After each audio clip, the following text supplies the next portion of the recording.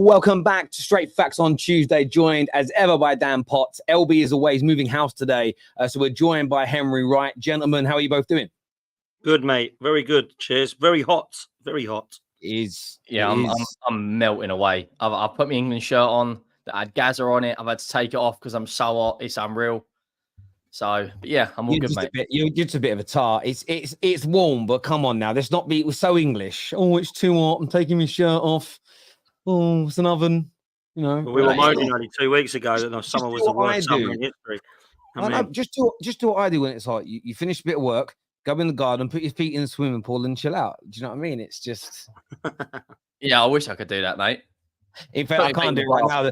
I only took the cover off the pool today. It is brown and green. It needs cleaning out. And my dog is just like looking at it, and he's like, you know, dogs look at you, and it's like, Daddy, I'm going to jump in. I'm like, maybe. And he's, I don't want him to be covered in filth.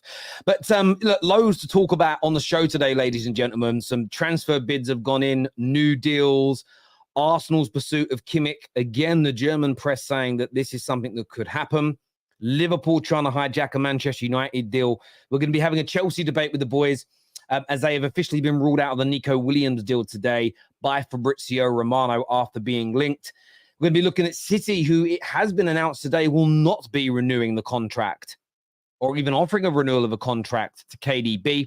And of course, we're going to preview England's game tonight, Slovenia. There must be a performance. There has to be a performance. But look, viewers, hit like buttons. Make sure you are subscribing to the Football Terrace. I wanted to start off with, there's a couple of bits of breaking news surrounding Man United. And the first bit is that Erik ten Hag is very close to agreeing his new deal at the football club. I mean, listen, I don't know how happy Man United fans are about this, to be fair. There's some Man United fans I speak to that are really disappointed that Ten Hag's staying. And there's others that are like, do you know what? I'm cool with it. And there's some that like literally don't know how to think. I don't know where you're at, Tel, but there's a couple of good mates of mine that are Man United that I listen to and respect their opinions on football. And they're like, do you know what? I went from I really want him out to, oh my God, who the hell are we linked with? To, do you know what? Let's just see how it works then. And I think that's where they're at now. They're like, I don't want Southgate. I don't want Zirkzee. I don't want Tuchel and all these names who have been thrown at. And do you know what? Let's just see how good this new structure is. Because there's a lot of people that haven't really thought about what Ten Hag can do with 100% backing. Now, I'm not saying that Ten Hag's not been backed because he's got players that he's wanted over from Ajax, but there was no real clear structural plan in place at Manchester United in the reign of Ten Hag. And he has won 2 trophies. We can't deny that. That's just facts. So I've never seen amazing football and I still don't quite understand the style of play. So that's on Ten Hag. And I think for me, what I'm more interested to see is how much of this is, oh my God, Ten Hag is shocking, and how much of this is, well, actually, if you give him a bit of structure, he ain't actually that bad. And I think we're going to find that out pretty quickly, in my opinion. So I agree. People, I've had a lot of people. I spoke about. There's a comment that Sir Jim Ratcliffe made at the weekend, and I quote tweeted it, and he said words to the effect of that he was questioned, "Why have you kept Ten Hag?" And he sort of his first response was, no, the question was, how comes you stuck with the manager? And he went, who? Erik? Right? And they went, yeah. It was a bit of like an awkward moment. He said, because he's a good coach. And then it was almost this like silence for a moment from the audience watching. And then the interviewer said, okay, but he had a bad year last year. He said, yeah. He said, but Man United have had 7 managers on the bounce that have all failed. So our reviewers essentially told us that it isn't really the manager that's the issue. It's deeper lying problems at the club, which I have to be very careful when I listen to that, because you could definitely argue it's confirmation bias for me, because that's quite literally what I've been saying every time we wanted the manager sacked since Moyes, really, that when we're looking at the low-hanging fruit, we're looking at the very visible, easy to understand problem, as opposed to digging a lot deeper into the football club. Why I'm happy about this listen, I wanted him to be removed because my theory was if you remove everything, it's quicker to rebuild. However, what I also said, which the Ten Hag inners seem to have ignored, is if Sir Jim and the new board deem it to be the right decision to keep him, I am going to get behind that. But the new deal coming this quickly, I think, is really important, because it's only really a new deal to change his job title. Essentially, he is no longer going to be the manager of Man United. He's going to be the head coach. He's He's going to have his veto taken away from him. And even with the likes of Ruud van Nistelrooy coming in as part of his coaching staff, I believe that is partly his input, but also the club. And I think it's a really shrewd appointment, understands a football club. And I do think having people at your club that understand people sometimes get annoyed, our jobs for boys. And then you look at all the clubs around the world that are well run, especially on the continent, and you start looking at their board, or you start looking at people that are in and around that changing room. The amount of ex-pros that are at these top clubs that play for that club is staggering. And I think Man United have missed a trick on that for years. Ruud's also a manager, done very well in his fledgling career, offered the Burnley job, but looks like he's going to come in as our new assistant manager. And I think we need a little bit of that. I think we need a little bit of young, enthusiastic energy. I love Steve McLaren for what he's done for Man United in the past and that type, but I almost feel like they're a little bit old hat now. We need to bring in somebody new and somebody innovative in that way. So I'm happy that we're getting it done quickly, because there was talk that this new deal wouldn't start negotiations until next season, which I felt was weird. So I think they're restructuring his job. And look, for me, it's a case of I want him to do well because I want Man United to succeed. I have no ill feeling towards Ten Hag. I don't care about my personal opinion not being followed by the club, because I just find that to be an absolutely arrogant way to live. I'm not going to throw my toys out the pram because I didn't do all the things I wanted. I've got some of what I wanted. Some bits I'm unsure on. Some bits I'm going to question, but I'm going to give it some time to cook. So, look, I'm happy the new deal's getting done. I think the players look relieved by it. And look, we're linked to some really decent players at the minute. We're working on a deal for Zirkzee, which we'll get to. We're about to put a second bid in for Branthwaite. That comes just after Ornstein has said that Everton have got to sell players, and quickly in the next 5 days. I've got a feeling we could bring Branthwaite in. And it's been reported by L'Equipe in Paris today that Man United have put an opening offer in for Manuel Ugarte, who is very heavily linked to Chelsea last year, very talented midfield player. Hasn't quite worked out for him at Paris Saint-Germain, but it's a player that was on Man United's list last year that we didn't get. So I'm looking at the players we're linked to, the players we're trying to buy.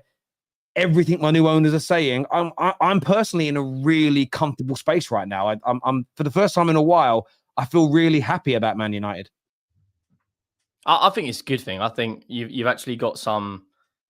It is a fresh start, but with the same manager. But you've got footballing people now making footballing decisions, and you look at Liverpool now that have brought in Hughes from Bournemouth and have got Edwards, and they've straight away said, Arne Slot's going to be the head coach. When you've got those sort of people behind you, it just makes your job a lot easier when you've got footballing people making footballing decisions, not Ed Woodward or accountants. And that's part of the reasons why Tottenham have never really been up there, because we've always had like Daniel Levy making footballing decisions. It's only like within the last year we've brought in Langer from Villa and made smart signings like Maddison and Van der Ven and Vicario and Udogie. Now we look like we've got an upward path. But I look at Man United now. If I was a United fan, I'd be happy. You're linked to some good players. Ugarte, question marks over for me, but Branthwaite, I think he'll be a top player at United.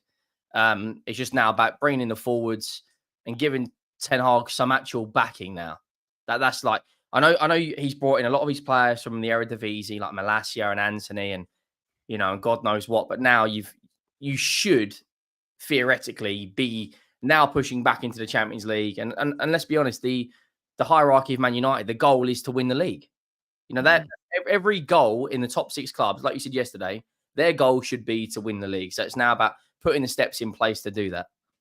So yeah, do you know what I find interesting what you said is backing the manager, because I sometimes think, again, with football fans, we can be very unsophisticated in how we perceive backing someone. Well, he's had his time. What I would look at it is not spending the money. Like, you always spend money. This narrative that United are broke is just a myth. You've always spent money. You always will spend money. But it's not like you've overspent on a number of players. Anthony, for example, I think he was valued at £30 million. You went and chucked 100 million euros or whatever it was, or 80 million euros. It's about bringing in quality. And you start with, paying what you think is the right amount, not going overpaying, but bringing in quality players. And I think Branthwaite is the first step of the new beginning. Like, if you go and pay 100 million from 80 million, I think that's way over the top. But if you pay in around the 50, 60 million mark, I think that's a good buy. I think as well, like when you look at it, like in terms of backing the manager, I think that we can quite clearly see that you should not be giving Ten Hag another penny. That's quite clear and obvious, because it's a shambles what he's done with some of the people he's brought in. But the good thing about it and the encouraging thing, if I was a Manchester United fan, is that it doesn't look like they're going to do that and say, there you go, then go and spend another 200 million. We'll give you no advice into it. Where I think they'll back him is they'll actually welcome him and show him the love and respect to say, this is our plan. We're going to bring you in on it, and we are going to trust you and back you that you can deliver on the pitch. Now, don't get me wrong. If in 6 months' time you're sitting 12th in the league, then they might have to pull the plug. But they were actually going to give him the chance not to do that. And I think for me, that is backing him by saying, look, we're going to go together as a team and select these players that we believe can be in this style of play, and this is how we want to go. And I think together, if you're then brought on board, that is backing him. What is not backing him is basically what he's done before, which is to say, you're the manager, here's the money, go do what you want with it. Oh, it's not working now, and you get a load of stick for it. So for me, there's the difference of backing it for me, man. It's a little bit like Emery. I agree. You know what I mean? I agree. I couldn't agree with you more. People always talk about, as a Man United fan, I've never bemoaned the amount of money we've spent. I've bemoaned how we've spent it on 100%. When I say that we're not backing managers, it's because we give head coaches managerial jobs and we let them run the club, and it's almost we give them too much power, too much anonymity, too much control, and that isn't backing them. I see it with children. There are some parents that believe, let your children decide everything they want to do, what they want to wear, even if it's crazy. You can go to a wedding and they're wearing, I don't know, Wellington boots and a scuba diving kit. There are parents out there that would let their kid do it, and they believe, if I just let my kid have complete sovereignty, even as a 5-year-old, they'll grow up and understand boundaries. And it remains to be seen if that actually works. For me, I think sometimes you need to set boundaries. You need to support people. We've all got jobs in different areas. We've all worked in different places. Your organization is not backing you if they're asking you to do something that you don't have the capabilities to do, even if you believe you can do it. They are setting you up for failure, and we've done that so regularly. That element, I've always been sympathetic when it comes to Ten Hag. The one area where I thought maybe he does need to go is clearly there've been some fractured relationships with certain players, and can he recover that in time? And I mean, Varane's going. There was talks of them having issues. Casemiro looks like he's going to leave. There's talk about them having issues. There was a really strong report the other day that Rashford is going to seek a meeting with Ten Hag to repair some of the issues that they had. And this is more hope than it is fact right now. What I'm hoping when I read that is that players have realized the good old days of us getting what we want as players is finished. And I'm going to have to make amends with the manager because the manager's being backed. The head coach is being backed over us. Insubordination isn't going to be allowed at the club. That's something that Ineos and Ashworth and Barada need to fix, because I do believe our players have thrown multiple managers under the bus when they didn't want them there, or a section of players have sort of done that. And I think when you factor in all these areas, I think it's really important that we move forward in that way. And a new deal is so interesting because, yes, it's probably going to redefine his role. It's going to take away some responsibilities. I actually think Ten Hag, I think what he's already bought into is, I'm probably going to have less pressure. There's going to be pressure to deliver on the football pitch, but suddenly now my job is going to be coaching and telling a group of really qualified people, these are the types of players that we need. Go and find them for me. And then he can just sit back and focus on coaching. I don't think a lot of these head coaches realize when you walk into a mammoth like Man United and you have to run everything, I don't think they understand the volume of work that you have to do. I think it's a completely different kettle of fish. And a lot of them drown. And I think that for me has been ignored by Manchester United fans for the best part of a decade. And I'm so glad to see our owners sort of focus on that. I really, really do. Why is Terry dressed like a football hooligan? That is exceedingly xenophobic. That is exceedingly xenophobic to assess that millions and millions of England fans are all thugs. Most of us are not. There are some scumbags, but most of us are not. But I know you're joking as well, by the way. I know you're joking as well. But yeah, look, I'm happy with the links as well. Ugarte, a player I sort of did a lot of research into when Chelsea were linked to him. And I thought when Chelsea looked like they were getting him, I thought what a player they were bringing in. Someone that's got the sort of plays in a role of which I would like to see him in at Manchester United. Branthwaite, you mentioned. I think he's got the potential to be an absolute star in the right environment. And that's what I hope we start to create at Manchester United now. So if you look at those three names, Zirkzee, Ugarte, Branthwaite, if that was our first three signings, manager gets a new deal. If we can, I mean, most of those signings probably will happen. Two of those signings are not probably going to happen until their nations leave the Copa America and the Euros, which I know we were speaking backstage. Fans have got to calm down a little bit. The reason that there's not much going on in terms of deals completing is it's hard to complete a transfer right now because most of these players are in camps and they can't leave. You might see a little bit more when the knockout stages begin because there's days off. But at the moment, it's they play, they have a rest day, and then they're training for the next match. No, imagine how gutted you would be if you were from the Netherlands and Joshua Zirkzee left for 24 hours to go and do a medical for Man United. You'd be, I mean, if an England player did that and left the camp for 20, you'd be disgusted. So I think football fans have got to calm themselves down over the speed of things. But yeah, I'm kind of happy with what we're doing. Dan, tell Henry where Spurs are from. What? Middle. No. The middle. This was the show I missed, right? Where Henry said that, and then found out, oh shit, we were in Middlesex. Yeah, that was when I had a bit of a Problem with geography. off moment there. Yeah. It wasn't even geography; it was history more so. It's just he didn't know where didn't even know where. That's because he's not from Tottenham, though. You see, I'm not from Manchester. You're not from Tottenham either, are you, Henry? No, I'm Essex. So there you go. I mean, I wouldn't call you a glory hunter, but yeah, you're not even from North London or even Middlesex. From Essex, why didn't you support Southend or Dagenham and Redbridge? The closest team would probably be Billericay. Yeah, that's you should support. I get that all the time. Yeah, but Dan, you live in Essex, don't you? Yeah, I'm exactly the same as you, mate. I'm an Essex boy. It was always going to be a You might as well be a Colchester Town fan then. Colchester United, mate, not Colchester Town. Colchester United. Oh yeah, sorry, Colchester United. Yeah. so you near Colchester? Are you? Yeah, that's my nearest. Yeah, I'm Colchester. And Henry, you're what? Billericay? Shenfield or Brentwood. Brentwood, like, Shenfield, bruv. Shenfield. Don't try and upgrade it to Brentwood. Yeah, don't say I'm Brentwood. It's Shenfield. Shenfield, massive. When I grew up in Leytonstone, I don't know when they did this, but the top part of Leytonstone, they started calling it Upper Leytonstone. It was like, bruv, it's just Leytonstone, my G. Like, it's Upper Leytonstone. I love this from DJ. Someone in the chat now, yeah. Show us your Manc accent, Terry. Yeah, but it's relative, isn't it? I do live near Manchester compared to somebody that lives in California. Relative. It's very true. It's very true. You know what I mean? So, but no, I'm actually only joking, by the way. It's just that's kind of you then throwing that joke back at me means you didn't get the joke, my friend. I was being ironic deliberately. That was my point, really. But you're Leyton's, you're a Leyton boy, right? So. Leytonstone, literally on the border. Yeah, that area. DJ here said this to me earlier when I was talking about United, saying coping indeed. Listen, people can say what they want. I'm in very level-headed, I think, about Man United. I'm liking what we're doing, but I've still been very forthright in stating that it all counts for nothing if we don't see improvements on the pitch.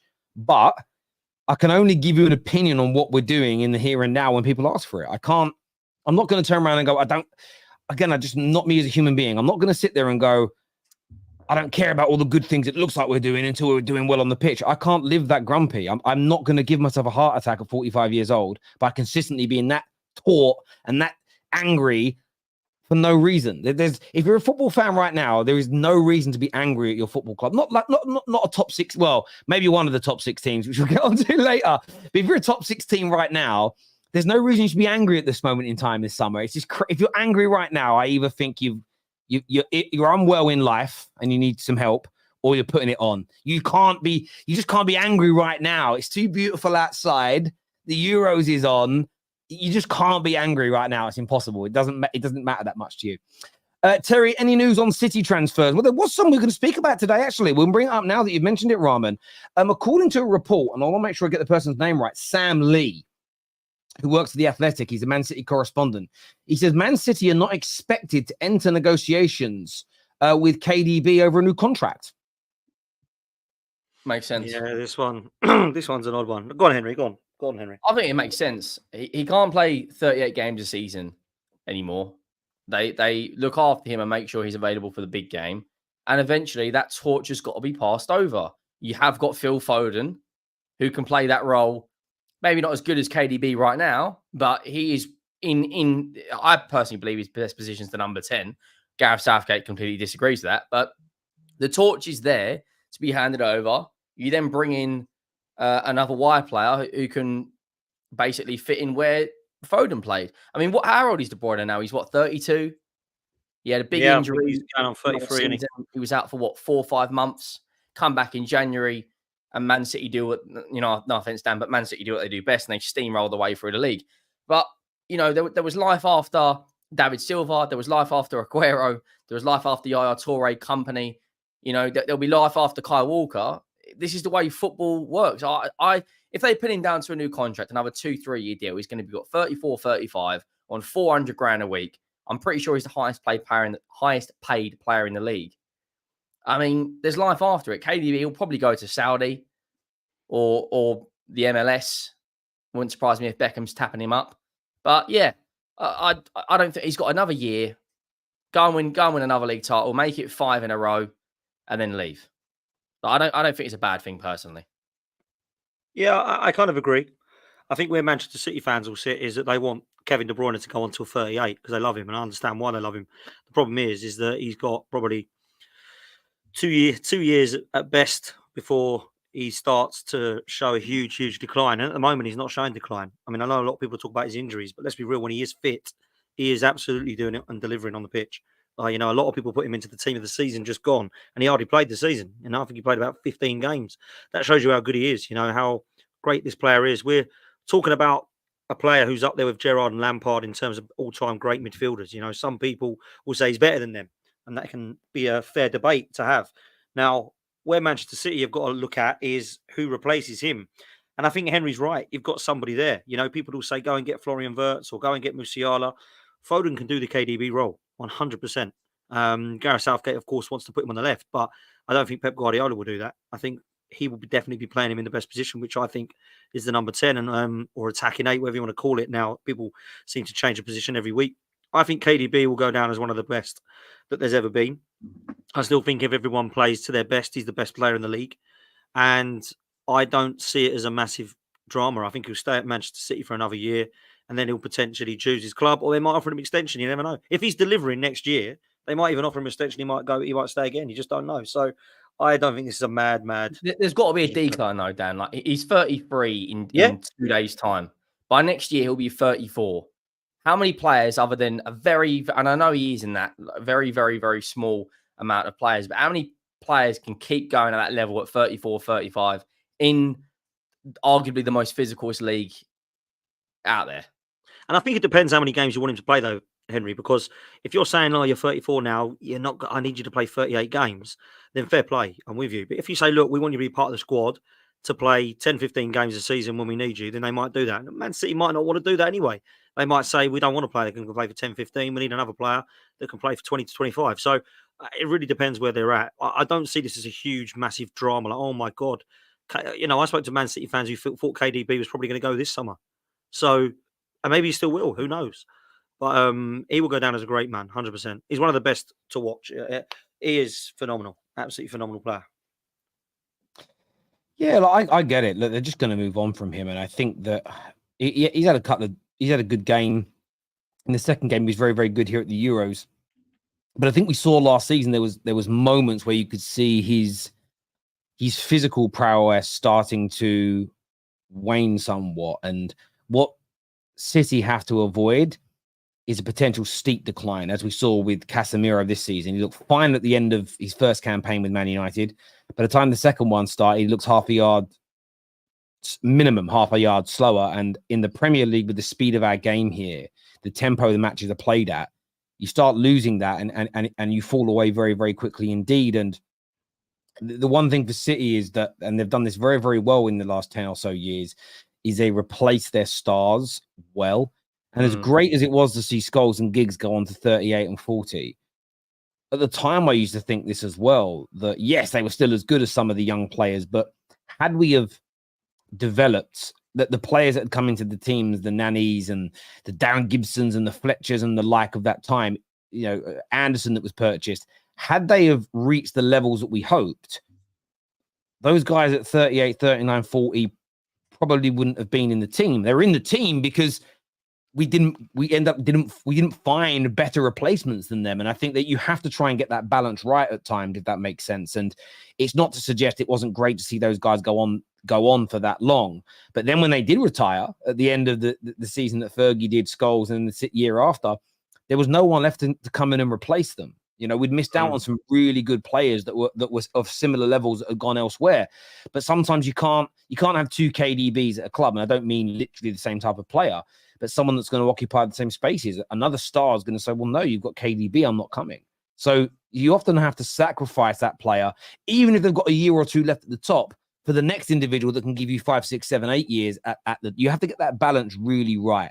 You have to get that balance right, in my opinion. And I think they're correct. He's an excellent player. He's a Premier League legend. Personally, I have him ranked in the top 5 Premier League midfielders of all time, only behind Paul Scholes, in my humble opinion. When you look at all the metrics that go into that, he's a phenom. He's been absolutely magnificent. And I think he gets a little bit of unfair treatment, KDB, along with a lot of top City players of the last decade, the David Silvas, the Agueros. For some reason, they always seem to get sort of disregarded for players from more popular teams. But he's been phenomenal. But yeah, I'm not surprised to see this news. And yeah, but they're going to have a replacement lined up. They're going to have some top quality player that's going to come in and replace him. It's what City do. They've already got their replacement. I mean, Foden. Do you think it's going to be Foden? Yeah, I think it will be Foden. And they've been linked to a more of not a number 10, more of a deeper kind of 8 or 6 in Bruno and Paqueta from West Ham. I think that's the route they'll go down. I think for City, I don't think this experiment with Núñez has really worked. I think he will be sold in the next year and a half. And I think they'll bring someone else in or bring in a wide player. I mean, someone in the chat's but Grealish. I think Grealish will leave City in the next year as well. I think he hasn't really, he's won a treble, but in terms of his individual performances, I don't think he's. I know LB will disagree, but I don't think he's lived up to the 100 million price tag. You look at Declan Rice, no one mentions that price tag now. Not a single player mentions it. And I'm not just saying it because Dan's on the channel, but that the back end of last season playing in that kind of advanced 8 role, it was absolutely, he was mustard for me, Declan Rice, at the end of that season. So, yeah, I think Grealish will go as well. Like, let's be real, £100 million. People will go, well, he won a treble. Who cares? He contributed. But that's not the question. The question wasn't, has he contributed to a treble? The question was, has he lived up to his price tag? And I don't think he has. I don't think you could look at that and go, well, that was worth every single penny. And people might laugh and go, well, why is it worth Rice 100 million? He ain't won anything. But there is no doubt we can have that conversation if we don't win anything in the next few years. But Jack Grealish had 3 seasons at Manchester City now. Yes, he's won everything. You don't look at him and go, cool, imagine where Man City would be without Jack Grealish. £100 million. That was well worth every penny. And I think he's a good player. I'm not actually slating him here. I actually think he's a very good player. I think he's a talented boy. He hasn't even got 15 Premier League goals. That's why I call him, it's a little bit of a joke and it's an exaggeration on purpose, but it's why I call him Luke Chadwick. Because Luke Chadwick has got Premier League titles. And I think he's in the treble winning season. I think there was a 3 or 4 month period where Jack Grealish was really good. But I would say for the 3 seasons that he's been there, individually, he hasn't performed well enough and consistently enough for £100 million signing. He has been a good player, but you cost £100 million and the standards have got to be really high. The only reason it doesn't get there's 2 reasons it doesn't get the attention of other players of that ilk is, one, he's technically very gifted and he passes the eye test, and players that pass the eye test get away with murder. Secondly, is because his team's been winning. But he reminds me a little bit of Firmino at Liverpool. If suddenly City stop winning, Grealish should be, although he gets defended, just like Liverpool fans did with Firmino, he'll be one of the first people they turn on. Because if you're not winning the trophies, you start to focus more on the underperformers. My club, when it was winning and dominating in England and winning in Europe, we had players in our squad that were like okay and good and weren't that great. No one. In fact, he gets a standing ovation whenever he turns up at Old Trafford, Jasper Blomqvist. But he wasn't a very good signing. He wasn't particularly good in the treble-winning season, but he was part of the squad. No one cares. He's a treble winner. And that happens sometimes. And I think Jack Grealish is a very talented player. I'm gutted he's not with England. I just think that City together is not a good mix. I think he needs to be somewhere where he gets a little bit more creative freedom to express himself, as opposed to a very regimented system. Yeah, I think Grealish would. If I look at just talking about Spurs in general, I think if you put Grealish in that Ange Postecoglou system, I think he would be a game changer for us. Because I saw a podcast earlier talking about how Maddison's not going to work under Ange Postecoglou because he's so that midfield is so congested because you've got your doggy Porro, the two central midfielders, and the forward sometimes drops down. So it's like we've got an overload. But someone like Grealish, he can kind of work with that because he's so much better at taking players on than a Maddison is. But I think Grealish will end up back at Villa in the next year. I think that's a signing, like that's a match made in heaven there. He goes back to Villa. Well, with where they are now, Villa, it could work. Phil Dunn here says Chadwick Grealish comparisons. Don't do drugs, kids. Again, I know that you may have struggled. I literally said it's an exaggeration on purpose. It's called a joke. Of course, he's much better than Luke Chadwick. I'm just giving the example that I think City will have achieved everything they've won in the last few years without Jack Grealish. I think if you take Haaland away, I think if you take KDB away, I think if you take Rodri away, not all of them, even just one of those players from the last 3 seasons, I don't believe they'd have won the last 3 league titles whilst winning a treble at the same time. I don't believe all. I think they'd have one thing still without one of those players. If you took away if you took away Rodri for the last 3 years, I don't think they do the treble. They definitely don't do the 4-peat. I don't think you can sort of look at Jack Grealish. When I think about the Man United stars that won us a treble, if we would, certain players in that team, Keane, Scholes, Giggs, Beckham, Cole, York, obviously Ollie, there's quite a few, Yap, Stam, Gary Neville, Schmeichel. They all, like, if you got rid of one, maybe even 2 of those players, we don't quite achieve it. They all played a really important part.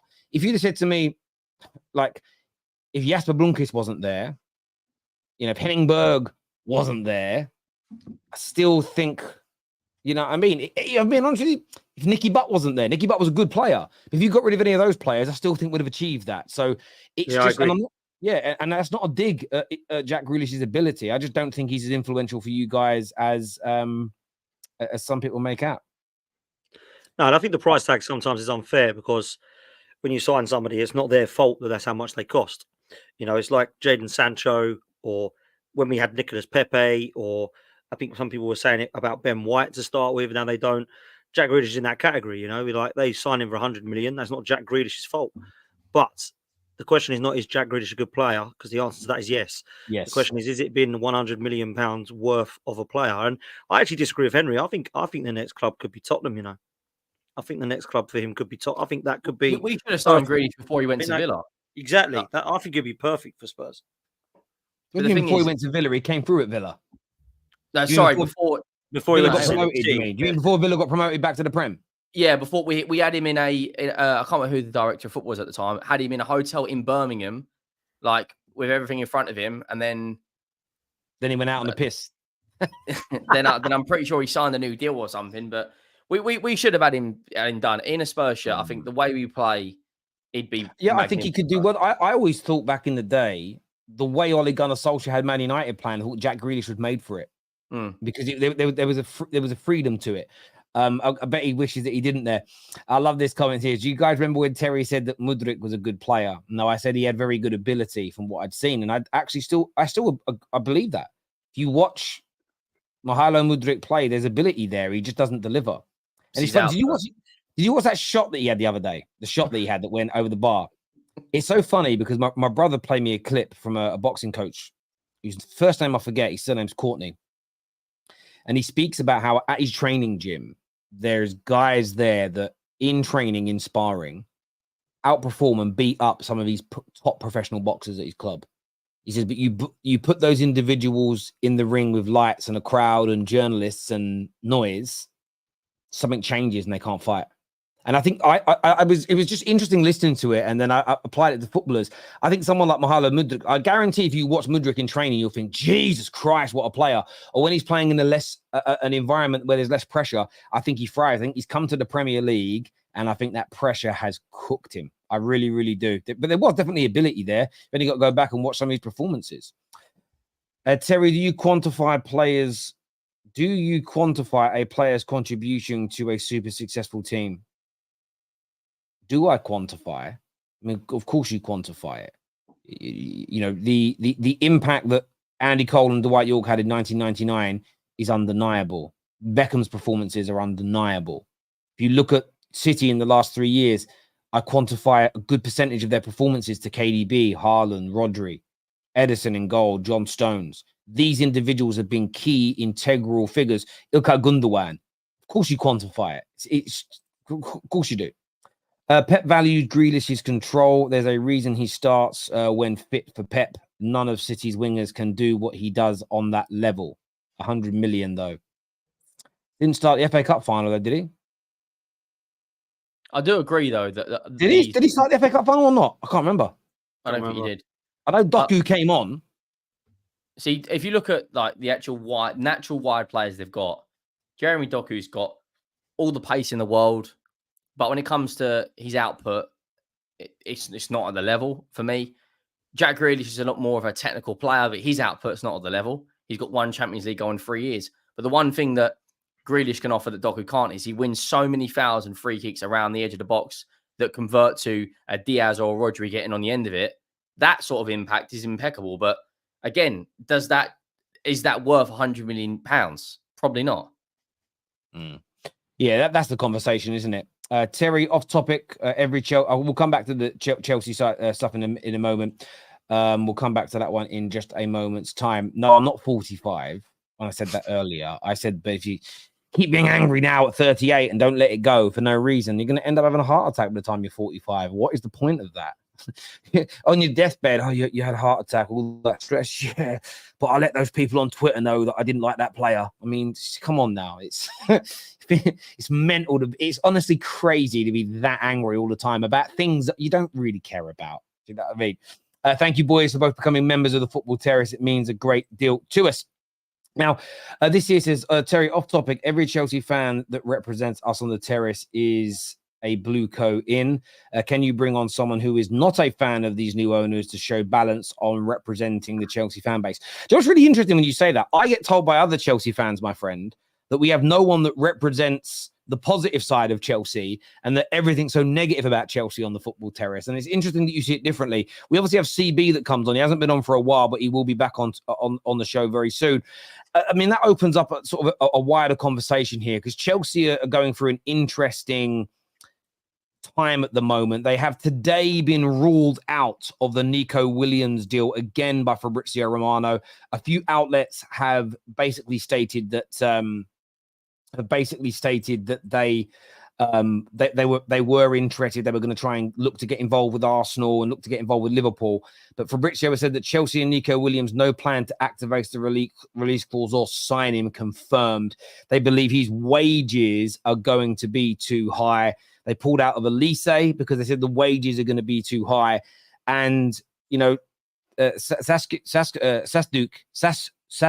here sort of isn't happy with the way Chelsea are operating. Do you understand where this Chelsea fan and other Chelsea fans are coming from? That they're turning down Elise's, they're turning down Nico Williams's, they're turning down the players that have got higher profiles because of their money, but they're essentially going out there and they're buying this young Mark, I think it's pronounced GU from Barca. There's this £20 million on Amari Kellyman. That seems to be what they're aiming for this summer, as opposed to more tried and tested, established stars. Dan, what do you make of this Chelsea approach? Doesn't shock me one bit, Tel. Doesn't shock me one bit. This ownership are a mess. Honestly, I've said it for a long time. I would be absolutely devastated to have these in charge of my football club. In my opinion, these are just an absolute madness.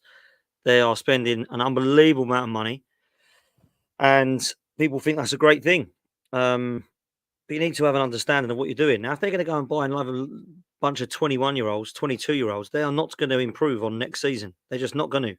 They need to go and get some top quality now that every single rival fan is going, oh, dear, that's not good news for us. Chelsea got him. Oh, that's not good news for us. Chelsea got him. Now, the young lad you've just said, me and Henry are looking going, who? Do you know what I mean? Why would we be worried about that? And then they're doing these deals with Villa and all that, trying to find loopholes and all that. That doesn't scare anybody. Yeah, that does not scare anybody. So I'm not saying that Chelsea are in a position to go and put a bid in for somebody like Kylian Mbappe. That's not what I'm saying. But the players that they should be bringing in my opinion, are ones that you think that's going to instantly improve them next level. Like they're walking straight in. Even if it was somebody like an Osimhen who comes in, you go, blimey, they've now got a killer up top. He's better than Nicholas Jackson. They go and get a winger like a Pedro Neto, and you think, God, that's a baller. Absolute baller there. He's better than Sterling. You go and get somebody at the back that you think is an absolutely commanding centre half, and you think, bloody hell, they've gone and got him now. That's nearly a spine already. They go and get Diogo Costa from Porto and put him in the back of their net. Like that, to me, is scary. Not going and buying 23, 24-year-olds. The ownership, for me, I cannot understand the Chelsea fans that aren't writing on the pitch for this lot. This is a madness. This is not, in my opinion, Chelsea Football Club that I was jealous of for the best part of 2 decades. Now, I know a lot of that is Roman. Don't get me wrong. A lot of that is Roman Abramovich, the best football owner there will ever be, probably, right?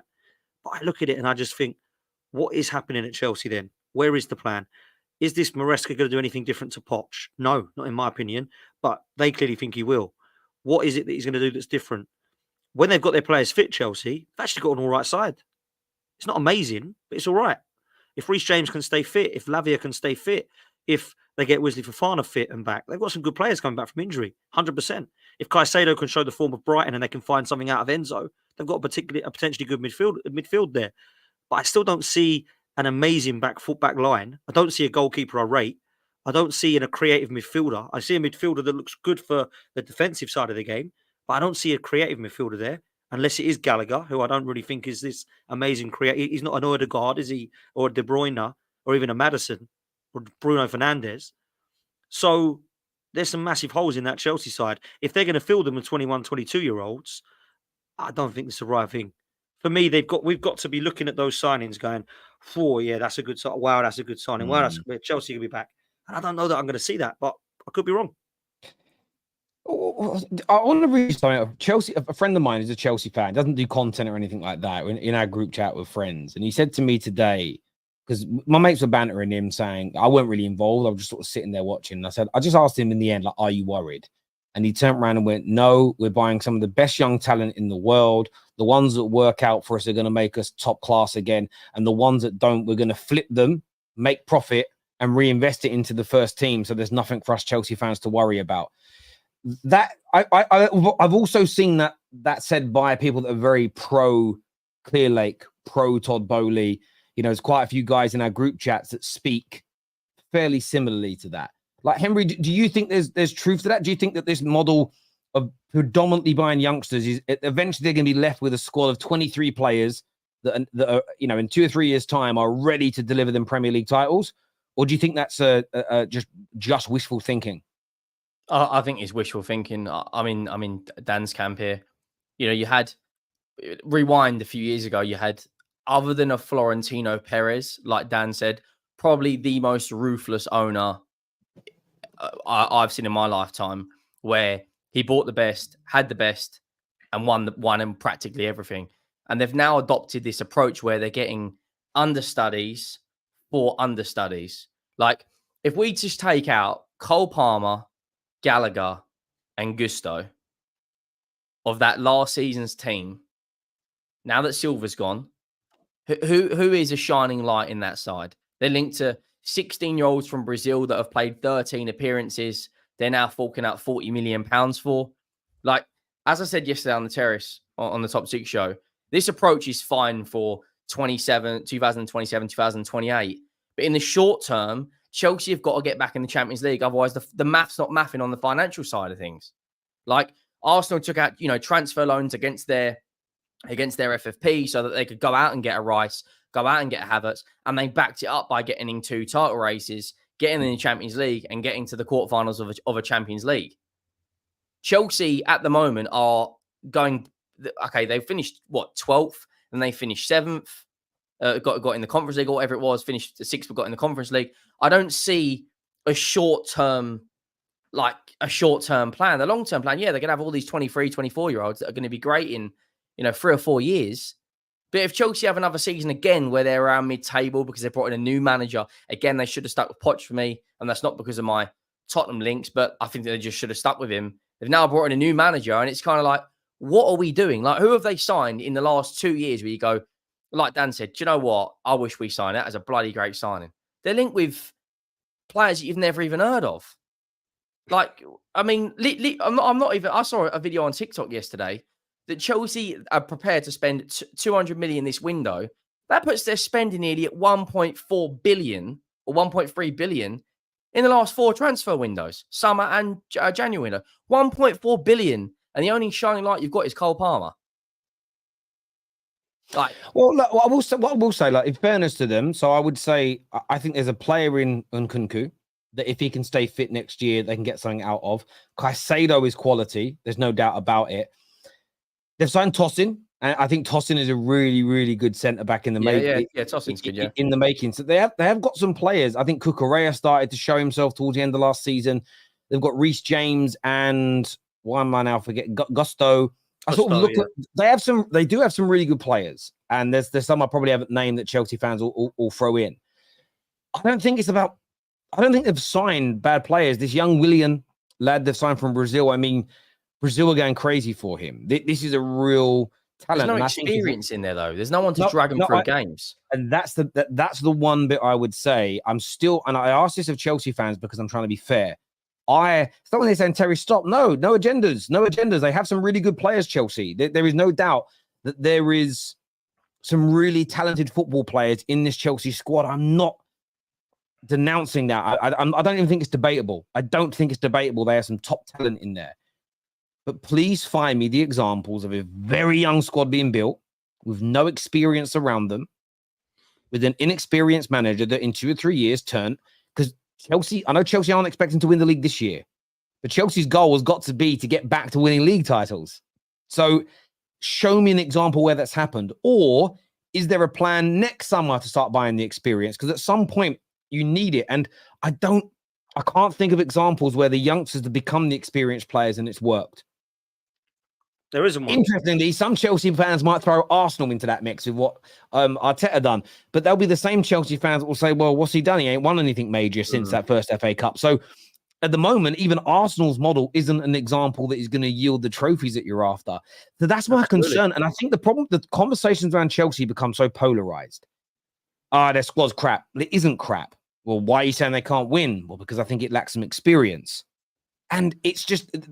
It's a nuanced approach. So I'm very intrigued. Also, look, they could not shock us all, but they could go and sign 2 or 3 more experienced players later in the window, and everybody stops talking about it. But I think they have to add 2 or 3 more toss-in type signings that are a bit older, a little more experienced. I look at Ugarte United are looking at 23 years of age, young, but not a baby. I think they need a little bit more of that in their squad. Chelsea, I really, really do. The youngsters that they're buying. You know, the youngsters they're buying. I mean, I don't know a lot about all of them, but I've read some good things. Like I read a scouting report on Kellerman from about 6 months ago. Like there's potential for this young man to become an absolute star. The young striker from Barcelona. Barcelona fans are fuming that he could be leaving, but it's about developing them all at the same time. And typically, clubs have struggled to like develop more than 2 or 3 young youth players at the same time. How are you meant to do it with? I don't know, 10 to 15. That's what I'm concerned with. But I'm not a Chelsea fan, so I know they don't want the opinion sometimes. This year says, what does he say here? Matt says, I hate this ownership, but I understand what they are doing. Roman's model put us in £2 billion of debt, which we were lucky to he wrote off. Lost the loan army and need a new way to make profits. So, and I understand that logic. So the question I've got for you, Matt, is what's the end game and how long is it going to take to get there? So are you suggesting that they're going to do this for a number of years to raise more money so they can, in 4 years' time, build a squad that can win the league? And I'm not trying to be sort of disrespectful. I'm trying to understand what the plan is and how long they think it's going to take to develop a team that's going to be able to win the title. So I understand flipping the players. And I have said of the £1 billion you've spent, I've always said I reckon about £300 million of that has been purchased players that are never going to play for you, that you're just going to sell at a profit, 5 million, 10 million, 20 million pound profit in the years to come. So I agree with that element. But what's the time scale that you're putting on this as fans? I'd love to get your thoughts and your feelings on that, people. 700 million pounds in Arsenal still in phase 3. Yeah, but the difference, what I would say about Arsenal, and I know we're going to get onto their transfers in a minute, is that they are now looking more towards the established players to get them over the line. They're not going, right, we had a youth project, we nearly won. What we're going to do is just start signing more 18, 19, 20-year-olds. They moved on more to the Rices and co of this world. So I don't know if it's comparable. But yeah, they haven't won trophies yet. So I understand where you're coming from there. Hard to sign players on 10-year contracts.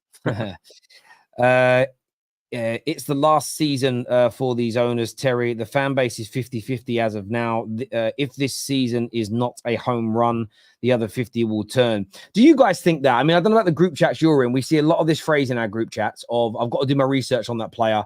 My squad is good. I'm backing these owners. Do you feel if it's another bad season for them, Chelsea fans could absolutely revolt? And that's, by the way, from, is it Susky? I think that's how you pronounce it. My dyslexia kicked in last time, so I apologize, my friend. Go on, Dan. I'll let you go first. Listen, I mean, I believe that I don't know how to say his name either. I guess it's Suzuki. Is it Suzuki? I don't know what his name is, but big up to you, my bro. I actually am with you, man. I'm with you. I feel like the ownership. You're obviously against them, I guess. Anyway, from what I can read, I'm surprised that the Chelsea fan base have not united, and it doesn't seem like they can unite either. There's a lot of hatred within the Chelsea fan base against owners and against fans that are not for the ownership, fans that are for the ownership. And we had it at Arsenal quite heavily in the Wenger years, in the Kroenke out reign, and it was horrible, man. It was toxic. But we could never get to a decision as a fan base. We always had to have a villain, whether that villain was the Kroenkes or whether the villain was the fan base itself, or Red Action, or We Care Do You, or AFTV, or there was always somebody that was the bad person. And we had to have a villain that everybody hated or that everybody was pointing the finger at. And I wonder if it will get like that at Chelsea. My answer to that is probably that if it does, there won't be an agreement about what they want to do with the ownership. And so the ownership will just stay and continue to do what they do. I don't think there will be a 100% unanimous fan base, but I'm surprised there's not, because as far as I'm concerned, in the last 2 decades, Chelsea needs to be winning trophies, otherwise a failure. This is a football club that should be winning the Premier League title every year, and if they don't, they need to be disappointed. Not, well, sixth was all right because we're doing this young thing, and that is not recognisable for me growing up in the last 20 years watching Chelsea. Now, when I grew up, Chelsea was shit, like really crap. Like they didn't win anything. Yeah, when I grew up, they were awful. Yeah, they're a terrible football club. And then Roman came in, and then they become a very successful football club. That, for me, is where the standard should still be. So there's 25 years old that think Chelsea have been this magnificent club for decades. That's not the case. That's not the case at all. If they want to be like the old Chelsea, like they are now, stick with it. If they're happy with this, they're happy with 6th place, they think Europe is a massive success, your ownership is doing a very good job, if that is what you want as a football club. But I'm, as an Arsenal fan, pissed off that we've gone 20 years without winning a Premier League title. So I've put pressure on the manager and the ownership, and I haven't been alone on that for quite some time. We're certainly in a minority for that. And Premier League title pushes isn't good enough for me. But if it is good enough for the fan, I'm not here to tell you how to, or police how you support your football club. But if that is what Chelsea fans want, to sneak into top 4 every so often and play young kids and be linked with the best Brazilian from 21-year-old from Brazil, your ownership is clearly doing a fantastic job then, because that's what they're doing right now. It's poor, man. I can say this quite confidently. I think Man United will win the league way before Chelsea do. Wow. I think with the new structure they've got, for the first time since Fergie, they've actually got football people at the top. They've straight away come out and said that Ten Hag's going to be the coach. You've brought in Van Nistelrooy. Maybe it's PR. Maybe it's to get the fans on side. Maybe it's a backup for if Ten Hag gets sacked. But Chelsea, like I said a minute ago, I don't see a short-term plan. And if they don't get back into the Champions League, like if I was a Chelsea fan right now, I'd be thinking, is this us for the next 5, 6, 7, 8 years? Like, because you've like you just said, they were a ruthless football club that before Roman come in, I mean, yeah, they brought in the likes of Desailly and Terry and whatnot. They had some good players, but they weren't winning Champions Leagues and Premier Leagues. And now they're not winning Premier Leagues and Champions Leagues. They're in the Conference League, which I'll be honest, I don't think they'll win. I'll say that right now. I do not think Chelsea win the Conference League, because I don't think they'll focus on it. So I'm scratching my head going, what's the like you said, what's the timeline going to be on this Chelsea project? Because you can't keep chucking. This isn't Monopoly. Like, eventually FFP will get you, we're going to wait and see what's going to happen with Manchester City. And you can keep trying to sell these hotel and golf courses, but I just don't see what the short-term plan is with Chelsea. But Man United, I do see a plan. I see they're changing their hierarchy. They want to restructure from the top to the bottom. They want to bring in an attacking manager. I think Man United overall, they've won 2 trophies in the last 2 years, even when they've been in the absolute dumps. Like the worst Man United team I've seen in my life. I know I grew up watching Ferguson absolutely destroy us. I remember when he made 8 changes and come to White Hart Lane and still beat us 4-0. Like, it's just Man United, even at their worst, are still picking up trophies. Chelsea at their worst, their fans are having fights in the stadium. I just don't see it personally. I don't know what the short-term plan is. And I think this could genuinely be them for the foreseeable future. I don't know. Is that too harsh? Is that an agenda? I don't really know what that is, but I just don't see a short-term plan. I think you pose a really good question. And there was a comment that I didn't star, but somebody sort of said that rivals are upset because Chelsea fans are optimistic. And I think it's fine to be optimistic. But I think with that optimism, there has to come there has to be a sort of prediction or an end goal or somewhere that you're going to end up. And what I mean by that is we're really optimistic about the direction that we're going in. Oh, well, when are you going to win the Prem next? When are you going to win the Champions League next? Are you definitely going to finish in front of these teams? Are you willing to sort of put your money where your mouth is? And that for me is what's missing, because you get a lot of responses are, well, if we buy the right players and if this happens and if the players don't get injured and if this manager really is as good as we all think he is, then maybe. But those ifs counter your optimism. If everything's about an if, then how can you be optimistic? Optimism is built from believing in what's going on. So I'm hiring, or we're being gifted actually, a van to drive to Germany in it. I'm optimistic we're going to get there because it's a real good quality van. If I was being given an absolute hunk of junk that was rusty and had a broken gearbox, and I'm like, yeah, I'm so optimistic we're going to get there, but I'm not sure if it's going to make it to the end of the road. It doesn't make sense. Now, if the car don't break down, if the gearbox don't fall out, if the tires don't fall off, do you know what I mean? If the doors don't, fall out, if the engine doesn't blow up, we'll probably make it there. That is an optimism. And I think that, and I'm not talking about all Chelsea fans, I'm just the ones that say they're optimistic. I think it's fine to be optimistic, but your optimism surely should come with timelines, end goals, and what you believe you're going to achieve, and not all the time caveated with, well, as long as we sign the right players. Well, if you're not even sure your club can sign the right players, how are you optimistic? That is what doesn't compute for me in the conversation. The Chelsea fans who are angry and frustrated, where I think, it doesn't mean they're right, but where I like their opinion more is they believe they're on the road to ruin. And it isn't that opinion I like, but at least they have an end. There's an end goal. There's an ending. This is where we're going to end up if we keep behaving this way. The optimistic fans are, I'm optimistic, but I don't really know what I'm optimistic about. I'm just saying I'm optimistic because I'm a Chelsea fan and that's what I've got to do. And Henry saying that he thinks Man United will win the league before Chelsea is a big take. I'm not prepared to say that yet. I need to see us start kicking some balls under this new ownership and regime. But it isn't a crazy take if you think that Chelsea are being run poorly right now. And if you think Man United are being run well. So it depends on your disposition. And all the Chelsea fans that are optimistic and happy, I'll put it out there to you now. Put your money where your mouth is. Tell us what you're going to achieve in the next 2 to 3 years, genuinely. Not if everyone stays fit, not if it doesn't rain, not if we don't go into another lockdown. What are you going to achieve in the next 2 to 3 years, genuinely, because you believe you're moving in the right direction. So you should be able to make a prediction on where you're going to be. I think they'll win an FA Cup, but I don't think they'll win. I don't think they'll get back in unless Chelsea go and sign 3 or 4 26, 27, 28-year-olds who've got real experience, like a Joshua Kimmich, for example, who can come in, pull the strings, play a number of positions, who's versatile, who's won it all. Unless you bring in players like that, I think Chelsea will win an FA Cup because they should have won. They should have beat City in the semi-final this season. I think what I agree with Henry on there, right, is what we're saying is, what should Chelsea do this coming season? What they should do, in my opinion, with the money that they've got, the money they've spent, and the money they've got behind them to spend again, is be as close to Manchester City and Arsenal for a title race as possible. The reason I don't think they're going to do that is because I don't think their ownership have any clue about how to do that and build a squad that's good enough to know how. So when I look at Chelsea's squad, I don't think it's a shambles. I don't think, crikey, they're going to struggle to get in the top 5 here. No, I think they probably will get Champions League football this coming season if they keep everyone fit and don't have any injury problems. But they've got to do more than that, in my opinion, because that for me is not a good season for Chelsea. It would have been back in the 80s and 90s. That would have been a very good season, Champions League football. But it's not now.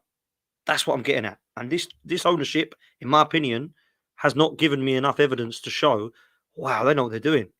Because there's a very, very fine margin between ruthlessness and stupidness. And they've overcrossed the line, in my opinion, for stupidness and recklessness way too much already in their first 12 to 18 months of being in charge. And that's where I'm at. Plus, to add on that, these players have then got to learn a new system under Enzo Maresca. If he doesn't get back into the top 4, he's going to get sacked. Then they've got to learn another system, a new way of playing. Like, that's why I don't get it. Like, at least Pochettino, I know, by the standards FC, he didn't win anything, right? But you could see towards the end of the season that he started to get them clicking, right? If you then was to give Pochettino another £200 million, I think they'd be in a much better position right now than going off a manager who won the championship with Leicester. Yes, he learned under Pep, and people will say, what about Arteta? But Arsenal took a gamble on Arteta and it worked out. Is the gamble going to work out for Maresca? I'm not. Well, who knows? I don't personally think it will. I think Chelsea will finish 7th, 8th. Wow. JC here says, I truly believe Chelsea can finish in the top 3 this coming season. We were top 3 in the calendar year of 2024 already. It's madness. It's absolutely madness. Liverpool brought in Michael Edwards and are going to sign 2 or 3 top players, and there's Arsenal and City there. Plus, Man United won't be as bad as last year. Tottenham hopefully should have a better understanding of Ange Ball. Newcastle, you'd hope will improve. Villa will be there. I think, and if top 3 is a bit of a stretch, but that's what Chelsea should be going for. This is a club that's won 5 Premier League titles. If Tottenham had won 5 Premier League titles in the last 20 years and we were finishing 7th and 8th, I'd be smashing my living room up. But that's where you are now. That's the harsh reality. So, yeah, someone says, why am I happy about United? I mean, I'm happy with the things that we've done, but I've equally stated I'm not getting giddy with it. I'm not making any claims about where we're going to be and what we're going to start doing. I have to see what the football looks like and these decisions together. And if I start to see improvements in the football, start to see everything progress, then you merge it together. So I'm optimistic about individual things that we do. I'm also open to the criticism that we get. So I am totally aware that keeping Ten Hag may not be the best decision. I'm very aware of some of the criticism that we're still getting. I'm not disregarding any of it. I'm open to all of it. I'm just happy that we're saying and doing the things that I believe top clubs do. At the same time, proof's in the pudding. I think a lot of the things that Todd Bowley and Clearlake say actually make sense. A lot of what they say is what you should do, but there's delivering something. I could write a recipe and how to cook it. I could just go and copy one off the internet and go, there you go. Just copy a model. Doesn't mean I can actually make it look and taste how it's meant to. There's a difference there. Terry, Chelsea fans are actually doing something which I hate that Arsenal fans do. There's a section of our fan base that do this.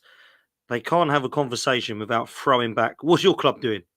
That is all they do. So if you ask a question on Arsenal, that is like, when you're going to win a title under Arteta, they will just throw back, when you're going to win an FA Cup. We got 14 of them. Like, Chelsea now do that, which is basically what Singer is doing here. Well, what are you positive about Man United for then? We're not talking about Man United, we're talking about Chelsea. Yeah, don't just throw back what Tottenham going to win. Tottenham going to win something. When are Man United going to sort their life out? When are you going to get across the line with Arteta? Back your club. If you don't like what we're saying, don't bring our clubs into it. Tell us why we're wrong about Chelsea. We can support Cambridge. We can support Colchester. Yeah. We support PSG. It doesn't matter about them clubs. We're talking about Chelsea. But all they do is they go, well, what are Arsenal doing? And what's happening is they're turning into the Arsenal fans they hate. They're looking at themselves in the mirror and they're seeing them with an Arsenal shirt and they hate it. And they go, la, la, la, la, I'm not an Arsenal fan. It doesn't matter. We're in a process. We're in a transition. We need a process. We need 5 years. It's all I this. remember crap. Arsenal fans doing the whole, or it would have been top of the table if we'd have had all our players fit this year. If you look at the stats, we're actually top of the table when Exactly. it comes to and that's when I see the similarities. But the argument of challenging somebody else, it makes sense. If I'm sitting there unemployed, always losing my job, and I'm sitting there criticizing Henry for not getting a promotion, then it's very legitimate for Henry to go, who are you to speak when you get sacked all the time? Because I'm talking about something I have personal control over. Me speaking about Chelsea's situation, I'm not responsible for what Manchester United do, really. So Man United might be run terribly, but I call it out. Me then saying, oh, I think club X is being run poorly, the counter to my claim isn't, but your club's run poorly as well. I'm not stating, because that's an irrelevant point to that argument. Well, yeah, I don't run Man United either, and I'm saying that's run poorly, but we're talking specifically about you. That argument only works if you can talk about something directly that I have done. I'm directly involved in, where I'm being hypocritical. But it isn't. It would be slightly hypocritical if my club's run poorly and all I do is praise how well it's run when it isn't, but it's slag everybody else's clubs off. You could challenge that, but I'm very open and fair about Man United in that regard. So it's a bit of a moot point. Spencer here says, we all know Chelsea spent 1.2 billion past 2 years, yet some members of TFT have said Chelsea will never be the same after Elise. After 3 years, FFP window closes. What evidence suggests they won't spend big again? No, it's not after 3 years. FFP, it's rolling. It's every rolling 3 years. It's every year, basically, that it exists. I think, listen, I agree. Some people on TFT have said that Chelsea won't ever be the same.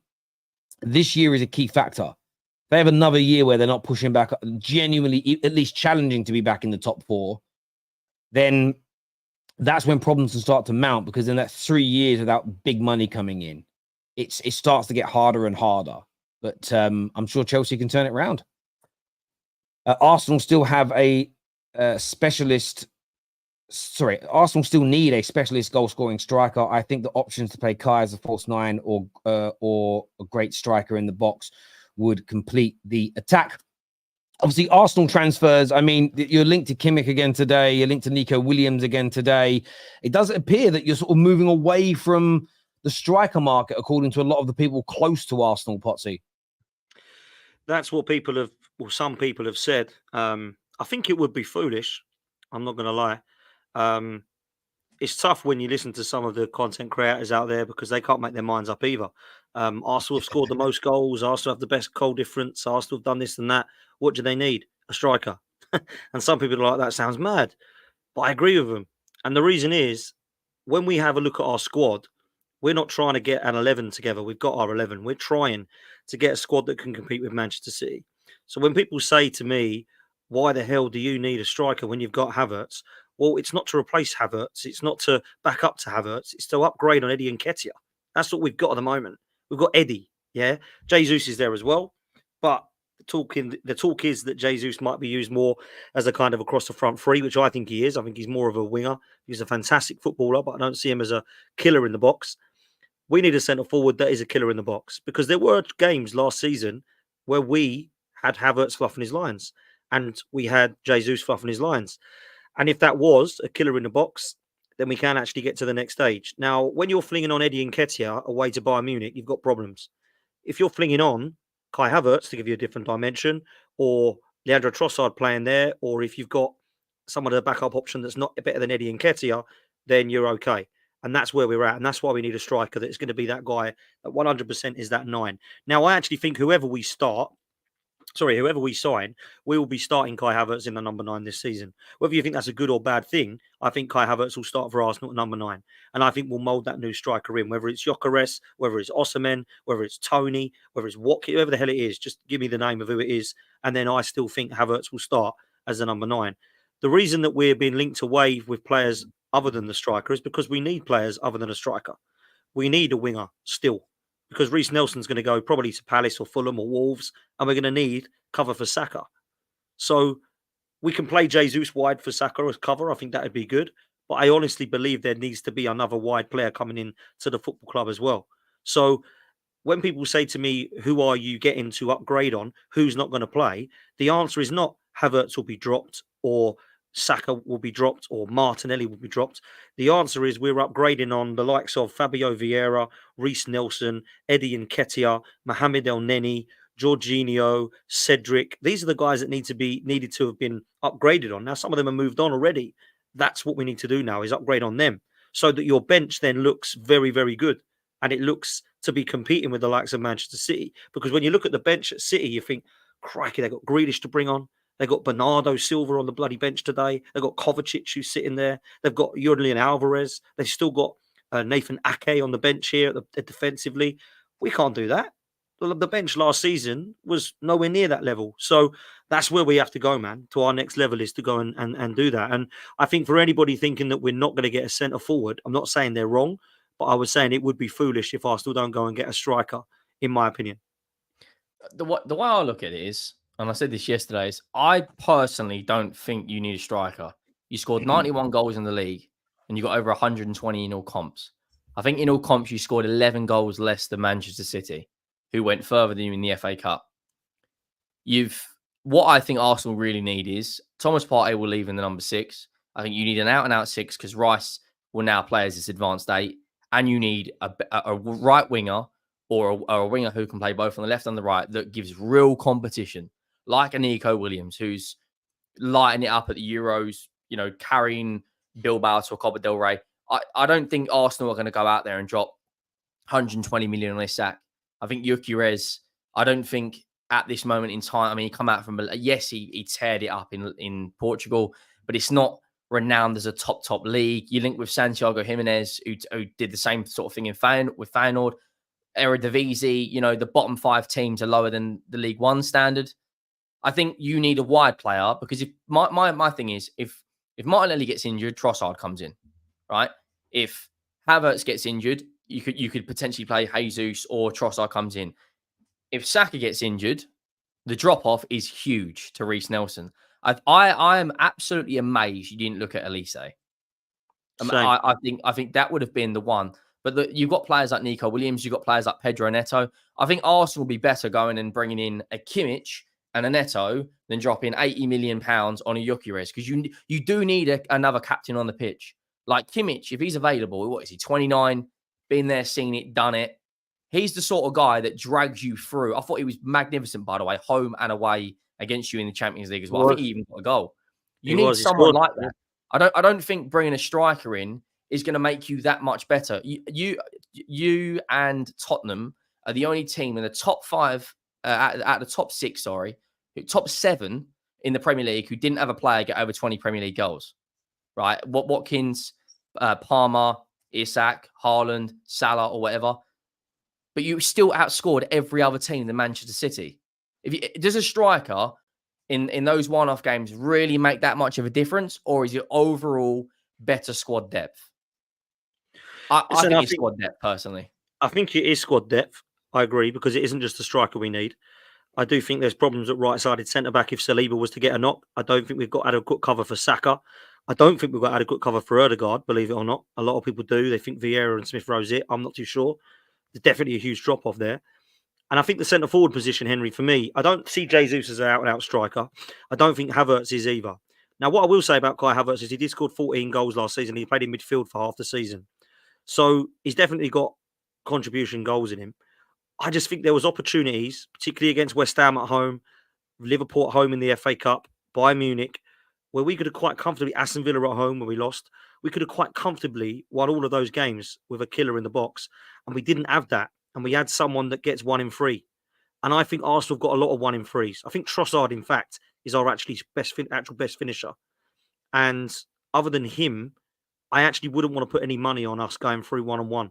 Even Martinelli, who I love as a finisher, I think putting money on him, Saka, Havertz, Jesus, even Odegaard, I wouldn't want to put my house on it.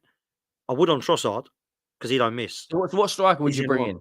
You got Guirassy, who's like £15 million. Yeah, not sure about him, if I'm honest. I haven't seen enough of him. Out of the one, I mean, Isak's the obvious choice, right? But I don't think we're going to get him. Newcastle aren't going to sell him. If I had to look at one of them now, I do like Ivan Toney, I must say. I do like Ivan Toney because he's Premier League proven. But I do really like Victor Gyökeres. And the reason I like Victor Gyökeres is because I've seen. I Do you haven't not think know it's what. risky though? Do you not think Say again. it's a big risk? He's come out of a What league though, that's Henry? I agree. What one isn't? What one isn't a risk?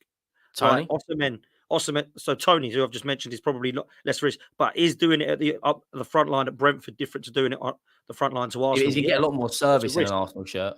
He will, and I like Tony a lot. I do. I think he's a great player. So that's one option.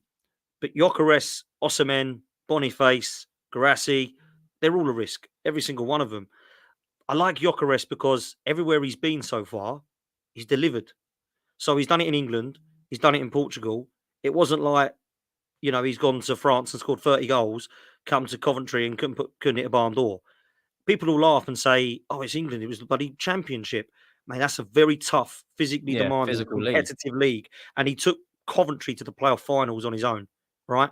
Because he scored about 29 goals. Then he went to Portugal and got over 30 goals for them. So I don't think it would be a bad signing. There's a release clause of about 80 million, which is not a lot of money for a striker nowadays when you look at what people are paying. I don't think it would be a bad signing. And I also don't think that if we buy him for 80, we can't then afford a midfielder and we're going to have to go and buy someone for 15 million. Arsenal have got like 200 million plus their player sales that they want. Now, at the moment, the PSR thing, we can't sign anyone until that goes over to, but I think a lot of clubs are like that. But Arsenal are not skint, bruv. If you look at the What about situation, Dovbeck? What about Dovbeck at Girona? He just won a Dovbeck's golden another boot. one. Dovbeck's another one. Would that be a risk? Yeah, it would. 100% it would, because he's coming over from a different league. So they're all going to be risks. And I like what Gyökeres has done so far in the last couple of years. I think on form, he's probably one of the best ones. He's got even better form than Osimhen. It's mad. So Yeah, he's probably the one I would look I at. like Victor Gyökeres. In terms of, again, what I've seen, that there's talent there. There's always a question: will it translate to your team? Will it translate to the Prem? And those questions are pretty much there on most of these players. But I like Gyökeres. I see that. I honestly see the arguments. I think the merit in the argument is on both sides. Yes, record-breaking seasons 2 years running for Arsenal in terms of goals. But do they have that? Do they have that person in their team who scores those half chances, those quarter chances, those goals that shouldn't be goals in those big games where you're not creating the gilt edge opportunities because you're up against big teams? Probably not. At the same time, again, they're linked to Joshua Kimmich. A number of teams are, like Man City are in for him. There's lots of teams looking at him. And I think that's a player that Arsenal should be going for. Because if Arsenal, I mean, it's Arsenal's name that keeps getting brought up along with those other teams at the minute. A lot of the articles out there around it. If Arsenal could bring in someone like a Kimmich, you put him in the midfield. He also can cover, obviously, at right back as well. So he's got some versatility in there. You've got the Nico Williams links as well. What's your take on Nico Williams, Dan? Because, again, he's a player that I see linked to Arsenal. And I see some gooners talk about, wow, I'm so excited. And then there are others that think he's sort of a slightly better version of Adama Traore. Yeah, I don't know enough about Nico Williams and I watch enough of him. I hear good things, so I do. But like we've just been discussing in terms of a risk, I think it would be a risk because he's got to come over to a different league. I like what I see. I like what I've seen on skills. I'm very, very reluctant to look at YouTube clips and think this guy's great, because if you do that, you'll look at the likes of Mustafi and think he's Cannavaro. Yeah. So you've got to be really careful with YouTube clips. But from what I've seen and heard, very talented boy. But I'm kind of on the. It's kind of on the. I would rather us go for Eze or Pedro Neto than. You think you linked to Eze today? Link with Eze, which is good, and I'll tell you why that's good, because he's versatile, and That's not he's Premier good. League proven. Why is that not good? Because that's that. If you sign Eze, I'll be furious because we've been right. we've had his agents, his mum, his sister, his dog in the box. We've had everyone in one of our boxes. If you sign him, plus he's under the same agency as all the Tottenham players, I'll be furious. But it's brilliant for Arsenal. But I think he'll be a class signing, because I mean, I think he can play in the attacking 8. I think he can play in the 10. I think he can play either side, right or left. I actually think he's probably a better signing for someone than Elise, and that might sound crazy because Elise is a baller, but Elise, from what I've seen, is a right winger. Eze, I think, release clause as well.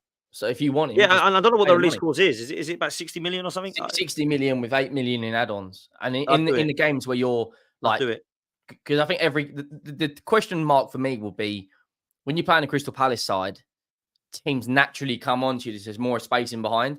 Can Eze do it in a Tottenham and Arsenal or Man United side where you're playing against low blocks every week? But in the games where you're up against, I don't know, a Leicester away, you can just sit Rice in the 6 and play both Eze and Odegaard, and they can just rotate between the 8 and the 10. I think Eze was with us, sign. man. He left us at 12 years old. He was in our academy. Would he want to come back? I want him now. Yeah. Would he want to come back? I don't know. I think he would come to Arsenal. That's for sure. I would normally say he would choose Tottenham over Arsenal in this scenario because he's guaranteed first team football at Tottenham. But I think he'd probably be guaranteed first team football at Arsenal as well. I really do. I think if he was to play Rice in the 6 and have Eze and Odegaard there, I think you could do that option. Where does he play at Spurs, though? That's the thing. Well, I suppose he plays wide for you, does he? I don't know. Well, the hierarchy of the club. Didn't you say Spurs are pulled out of Eze? No, well, it's looking unlikely now that we're gonna sign him, which I'm gutted about. Yeah, but you know when your club's media, because that's probably come from Goldie, right? Mm. Oh yeah, Gold will be keep it talked down. Typically when they do that, it's because the players pick someone else, so they do the whole clubs looking elsewhere. That's other transfer targets of like we're looking at Danny Olmo now as well, but he's not a bad player. He's not a bad. Look, the thing with Eze is if someone like Arsenal come in for him, Spurs just don't have a prayer. You don't have a prayer up against Arsenal, and that's not a dig. I like the players that Arsenal are linked to. I know we mentioned earlier in the show that some people online, fans online, are sort of angry with Arsenal's transfer business, but I do sort of look at it through the lens of the players that predominantly that you're linked to heavily. Most of them are at tournaments right now. I don't understand how Arsenal fans expect these deals to be done. Or am I being naive? No, you're not. Standard FC, where are the signings? Why? What the transfer window's open? Why is there's 2 international tournaments going on? I see the Tottenham Standard FC. I don't know how we've got standards in our football club because half the time we're all over the place. But Tottenham creators are coming out or Twitter. Where are the signings? The window's been open for 15 days, right? And there's 2 major tournaments going on. When England get knocked out, I put my life on within 72 hours. You'll see concrete links. Eze will be moving somewhere, or there will be a link coming out saying Eze's future to be decided in the coming days. Like why would Eze leave while he's in a training camp with England? Like you said, if Eze was to leave the camp for 24 hours and go and sign for Arsenal, and I was an England player, I'd be going ballistic. Like, what do these fans or people expect? It's weird to me. It's weird. It's crazy. That just this panic. Oh my god, our season's over because we ain't signed no one yet. No one signed anyone. Morons from outer space. Obviously tonight, big game, boys. England. More so, they've got to win. Dan, have got to put a performance in. Yeah, we have, and I don't think we will. And I'll tell you why. We have a clown of a manager. We have a clown of a manager who I don't think knows how to get the best out of the team. I don't think knows how to get the best out of the individual players themselves. And I think has 2 qualities. He's really good with the media, and he's quite good in terms of management off the pitch, talking to players, keeping them happy, because they all seem to like him. And that's where it stops. As soon as he gets onto the pitch, I think the guy is absolutely clueless. I think he's clueless.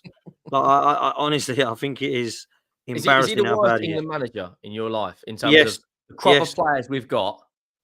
Is he the worst? Him and Graham Taylor for me are the 2 worst. But he will go down as one of the most successful since Alf Ramsey because of where he's got England. Does he not? We not realise that the quality that he has had the best squad of players for a very, very long time now. They're not as good as the golden generation in terms of the 11, but in terms of the squad, we've got an unbelievable amount of talent, and he is doing absolutely nothing with it. You've got 3 unbelievable players that some would call generational, and you're putting all 3 of them out of position. It is actually mad to have Foden on the left, to have Trent in a midfield role, which, let's be real, I love Trent, but he is not a central midfielder player. He is a player that has definite negatives in terms of his defence. in his defending. But because the rest of his game is so good, you allow that defending to be poor, and you allow a John Stones and a Rice to sort that out because that's their job, and say, let's put Trent in his best position. Now, I'm not a hater of Kyle Walker, but he hasn't had a particularly fantastic season at Manchester City, in my opinion. He hasn't been better than Trent this year as a right back. So play the best right back in the league and internationally at right back. That's the first thing you do. Then you go and put Cole Palmer in the team and put Foden in the 10 and drop Bellingham a little bit deeper with Rice. So everybody keeps calling that out, and this manager just sticks with it. And then his answer, if it doesn't work, isn't let's bring on Cole Palmer and try Trent out of midfield at right back. It's let's fling on Conor Gallagher. Unless he seems to believe that Conor Gallagher is actually Palmer and he thinks he's bringing on Palmer every game. I can't understand why this guy is bringing on Gallagher each time. He is useless, hopeless, and has not got the best out of any of those players. And actually, as an Arsenal fan, I can sit here and say that Rice was poor the other day, but I thought he was really good in the first game. And Saka's been pretty good as always, as he does seem to be in an England shirt. But other than Mark Guehi, all of them have been pretty trash. How good has he been, by the way? Quality. Huge pressure on his shoulders. Mark Guehi's been class, mate. And I honestly believe we've got a clown of a manager that we'll get through this group. The minute we get Portugal, France, or Germany, goodbye, and then finally we'll be gone. The side we're not going to get Germany, Portugal, or anyone on that side. The side we can get, like according to the predictions, is the last 16. Yeah, I mean you've got to wait and see how the final games go. But we could end up on a relatively, a much safer side of the draw. But then did you know what annoys me about that? It'd be great. We could potentially get to a final, but then once you get up against one of those big boys, I want to see a game. I want to see a performance tonight, as we say. I want to see us winning's important, but even if it was just, excuse me, performance, something we could build from. I'm thinking about our football and I yawned. Just a performance. Later. Yeah, but that's it. And listen, I'm not even trying to hate on Conor Gallagher, because I don't want it to seem like it's shrouded. The fact that Wharton or Mainu are not starting is beyond. If we're changing Trent and we're not putting Jude Bellingham deeper, the fact it isn't one of those two is staggering to me. It's staggering. For me, put Trent into right back for Kyle Walker tonight. I'd have brought in Mainu in for him. And maybe I wouldn't. Maybe go out. You know what? Let's start it this way then. Let's put Bellingham back into the midfield. Let's put Anthony Gordon on the left. Let's put Foden into the 10. I'd have maybe gone with that and maybe brought on, a Mainu a bit later in the game. But I would have made a genuine change to this side that was palpable. All he's done is change it to what he makes for his first sub, where we remain just as bad. So he's changed the team to, from the start to what he changes it at like 55 minutes in the last two games, which also hasn't worked. It's crazy to me. And I hope we're all wrong, and I hope we turn up tonight, and I hope we click tonight, and I hope we deliver tonight. I really, really do. But part of me is absolutely dreading this game. We've got to. It can't get any worse. If we're counter-attacking against a side where the only player anyone knows is Benjamin Sesko, then I'd sack him on the spot. I said the other day about, why is he not sacked after the first game? And we're going absolutely mad. Well, Ivory Coast did the same thing. They sacked their manager and then won African Cup of Nations, and they were one of the underdogs. Yeah. The group of players we've got right now, like you said, it's not the golden generation in terms of the 11. You've got players on the bench like Palmer and Gordon that have not even had a minute. Wharton's not even had a minute. And unless we play to Kane's strengths, which is wide players making runs in behind, Kane is going to be not in the game again. Like we're sitting, we get a goal.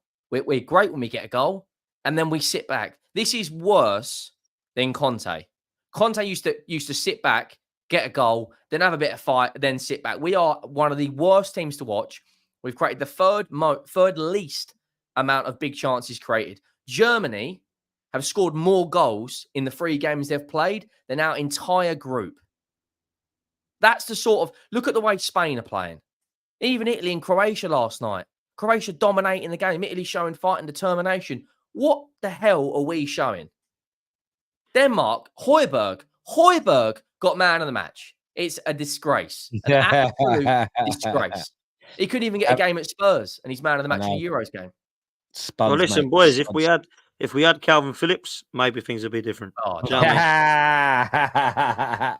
I love it. Boys, look, I want to thank you both for coming on and having your say. Viewers, you're amazing as ever. Super chatters, you're the best.